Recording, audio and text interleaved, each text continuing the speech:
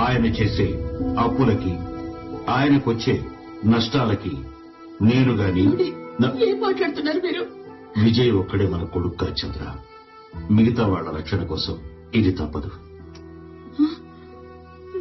అతని అప్పులకి, అతనికి వ్యాపారంలో వచ్చే నష్టాలకి నాకు గాని నా కుటుంబ సభ్యులకు గాని ఎటువంటి బాధ్యత ఉండబోదని మీ అందరికీ సవివరంగా తెలియజేయడమే ఈ లేఖ యొక్క ముఖ్య ఉద్దేశం.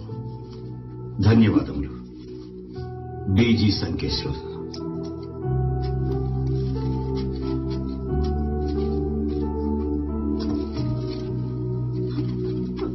పెద్ద గొడవైందా? అవునరా, అక్కతో మాట్లాడదు.